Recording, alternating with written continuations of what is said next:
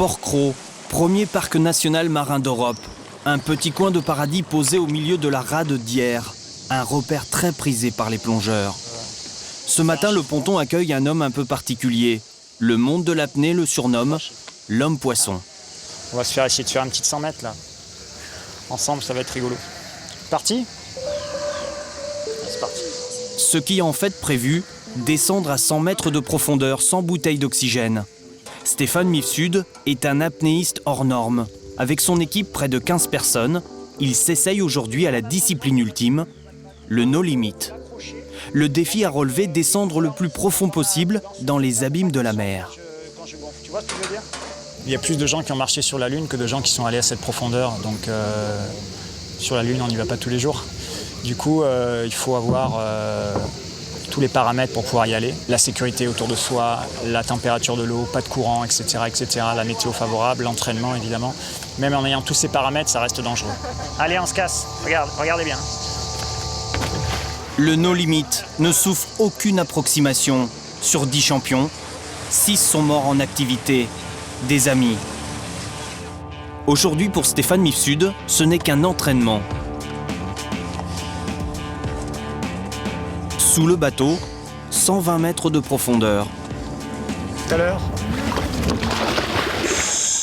Il va se faire emporter vers le fond par cette machine chromée, pesant plus de 30 kilos, une gueuse. Dessous, le câble s'enfonce dans l'obscurité de la mer. Un plongeur bouteille s'est mis en place à mi-parcours pour venir à son secours en cas d'alerte. En surface, il s'enferme maintenant dans sa bulle.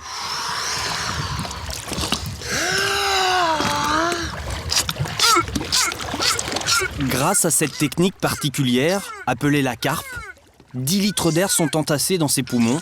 C'est 2 fois plus que la normale.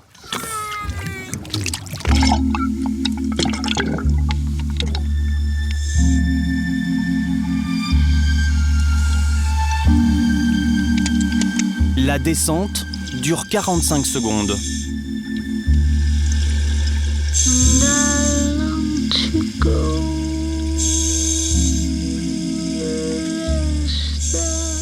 À 102 mètres, la température est de 13 degrés.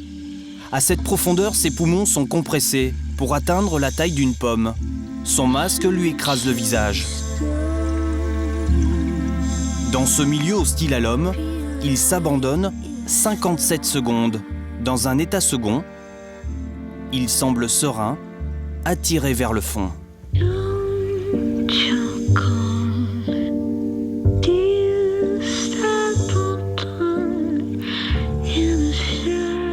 Pour remonter sur terre, il gonfle un ballon accroché à la gueuse. En tout, son voyage abyssal va durer plus de 3 minutes. À la surface, ses premiers mots décrivent une expérience quasi mystique. C'était un peu sombre, c'est presque la pénombre. Et j'ai contemplé un peu ce qu'il y avait autour de moi, puis voilà, le plongeur, j'ai vu son regard un peu inquiet, donc j'ai compris en fait qu'il fallait pas tarder à remonter. Et je suis remonté. Et en 2 secondes, j'étais là, mais mon esprit est un petit peu resté en bas en fait. C'est assez rigolo. La mer, c'est toute sa vie. Il l'a connue dès le plus jeune âge. À 5 ans, son père le plonge dans le Grand Bleu. À 11 ans, il arrive à tenir 4 minutes et 30 secondes en apnée. 28 ans plus tard, il battra le record du monde. 11 minutes et 35 secondes sans respirer. C'est le record tout simplement hors norme que vient d'établir le Français Stéphane Mifsud. 10 minutes 12, le précédent record du monde vient d'être battu. Les secondes qui s'égrènent rendent la nouvelle performance surhumaine. À 11h35, Stéphane Mifsud émerge enfin de son long voyage aquatique. Il fait alors un signe, un geste de lucidité qui s'adresse aux 2 juges internationaux. Un an plus tard, ce record d'apnée statique n'a pas été battu.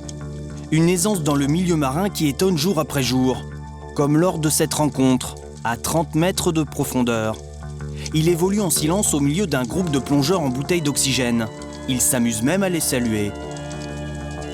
Le plongeur bouteille prend soudain conscience qu'il est en apnée. Il fait un mouvement de recul. Tous semblent médusés par cet homme, venu de nulle part. La médecine aussi s'interroge. Voilà, faut que tu te sentes confortable avec. Hein. Ouais, c'est parfait. Ouais, ok.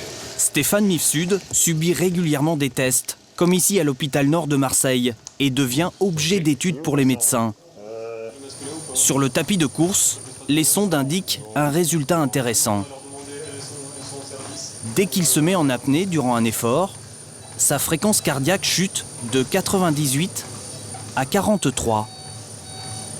Un réflexe d'adaptation unique, c'est une partie de l'énigme Mifsud. Et ça permet quoi à son corps? De se mettre en veille, de se mettre... Ça permet à son corps de, comme on n'arrête pas de respirer pendant qu'on est en apnée, on arrête juste de ventiler, d'utiliser au mieux le stock d'oxygène disponible. Utiliser au mieux pour qui? Pour le cœur et pour le cerveau. C'est deux organes qui sont indispensables. Lorsque Stéphane Mifsud retient sa respiration, ses artères se dilatent pour maintenir son débit sanguin à niveau constant. Un mécanisme propre aux mammifères marins. Des facultés à couper le souffle. Après 11 minutes d'apnée, la médecine ne sait plus vraiment ce qui se passe dans le corps du champion.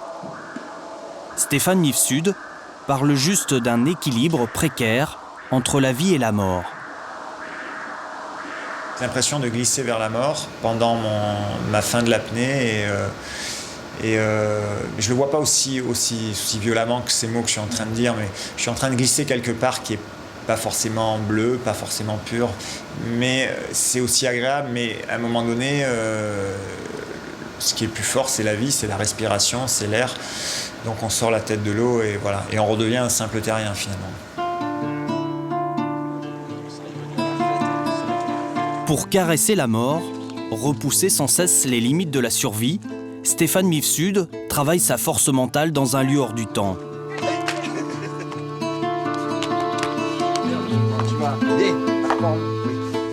Manu est le gardien du phare de l'île de Porquerolles depuis 18 ans. C'est un ancien apnéiste devenu bouddhiste. Avant chaque échéance, c'est un rituel. Le champion d'apnée se plonge en profondeur, à 20 mètres de hauteur. Ici, son regard prend le large. C'est le petit coup de pouce, quoi. C'est un peu la caresse, quoi. C'est le truc qui accompagne, voilà, comme ça. Ça détend, ça fait du bien, ça relaxe, quoi. Là, il y a peut-être de la spiritualité là-dedans, mais en tous les cas, il y a de l'énergie, et il y a une amitié profonde, et il y a de l'honnêteté, il y a des valeurs. C'est peut-être pas spirituel tout ça, mais ça en devient concret et c'est indispensable. Ne faire qu'un avec l'élément, se laisser apprivoiser par la mer, Stéphane Mifsud joue avec son air en toute liberté. De sa bouche sortent parfois des bulles en forme d'anneau, un cercle de vie fragile qui peut se rompre à la moindre vague, au moindre courant contraire. Une signature unique, reconnue dans le monde entier. Le champion organise régulièrement des stages d'apnée. Ce matin, ils sont une trentaine à s'être inscrits.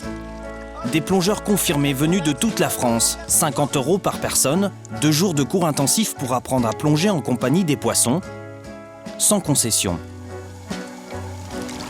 Bon, une seconde. Ça, c'est pas de l'apnée ce que je vois là. Pour moi, c'est de la promenade avec une paire de palmes.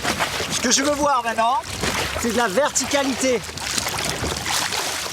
Au fil des exercices demandés, les stagiaires prennent de l'assurance. Certains gagnent plus de 10 mètres de profondeur en quelques coups de palme et se prennent même à tutoyer comme le champion, le Ferrando, une épave gisant à 26 mètres de fond. Stéphane Mifsud multiplie les apnées sans effort. Les stagiaires sortent de l'eau fascinés. Lui, c'est une personnalité par ses exploits, par ce qu'il a fait. Mais bon, on n'essaie jamais de faire ne serait-ce qu'aussi mieux, quoi, parce que c'est l'extraterrestre pour tout le monde. Mais ce qu'il apprend pour lui-même, mais il échange aux autres et c'est très bien, c'est très bien. Une passion qu'il partage et transmet, un cadeau pour certains, un fardeau pour ses proches. Marie vit avec lui, partage son quotidien. La mère s'invite très souvent à la table du couple. Est-ce que c'est facile de vivre avec quelqu'un qui a une passion telle que celle de Stéphane? Non, c'est pas facile tous les jours. C'est pas facile parce qu'on a du mal à... facile. Non. Pourquoi c'est pas facile? Pourquoi c'est pas facile, Marie? Parce que c'est pas facile de trouver une place, justement, dans tout son petit monde. Et lorsqu'on lui parle des risques encourus par son conjoint, à chaque plongée écrivant de nouvelles pages d'histoire, l'amour se transforme en tourment silencieux. Elle suffoque à l'idée de le voir repousser sans cesse ses limites. Donc c'est vrai que moi je suis une des seules d'ailleurs qui l'encourage pas parce que c'est dur pour moi déjà et moi c'est plus l'émotion dans ce moment-là qui est présente que l'encouragement. Puis je sais qu'il fera dans tous les cas le mieux qu'il peut, quoi. Et c'est difficile pour moi de lui dire, pour moi ça serait lui dire d'aller mourir quelque part, de l'encourager. Donc c'est pour ça que c'est pas possible pour moi de le faire. Comme tous les jours, un tour de clé suffit pour qu'il se replonge dans son élément.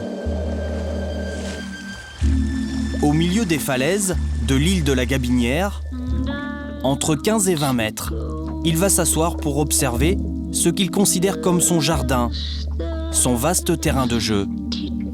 Rascasse, mérou, barracuda, leur danse majestueuse devient alors enivrante. En se laissant glisser dans ce monde du silence, Stéphane Mifsud s'abandonne aisément au chant des sirènes.